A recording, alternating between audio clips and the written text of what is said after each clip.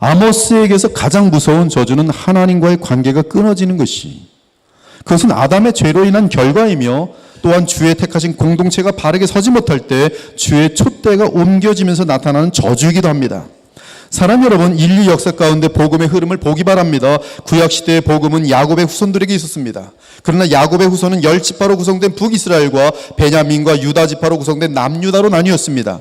그리고 아모스에 살펴보는 것처럼 북이스라엘은 복음을 완전하게 잃는 처지가 되었습니다. 그리고 남유다를 통해서 간간히 복음이 흘렀고, 남유다 역시 죄로 인해 바벨론 포로가 되었다가 70년 만에 약속의 땅으로 돌아오게 되었습니다.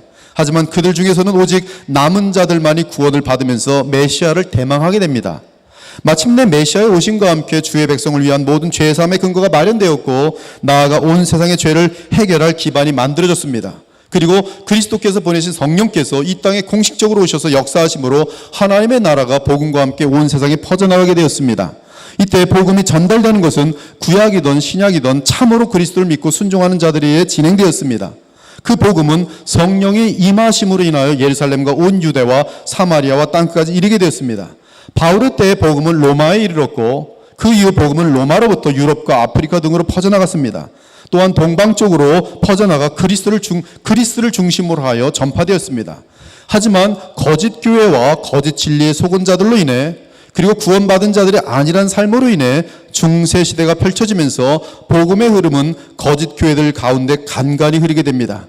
하지만 마틴 루터로 인해 종교개혁이 발생하였고, 존 칼빈 및 여러 개혁주의자들에 의해 다시 복음은 힘을 얻어 온 세상과 열방을 향해 나아가게 되었습니다.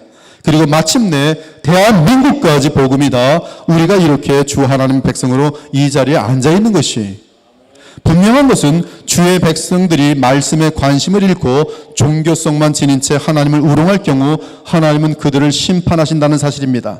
그런데 가장 무서운 심판은 놀랍게도 말씀을 거두어 가시는 것이, 그러면 북이스라엘의 주변 나라들과 별 차이가 나지 않았던 것처럼 신자라고 불리는 사람들이 불신자들과 별 차이가 없게 되는 것입니다. 그리고 바로 그것이 하나님의 가장 큰 저주이니 북이스라엘처럼 영원한 멸망이 그들 앞에 있는 것입니다. 다시 일어나지 못하리라.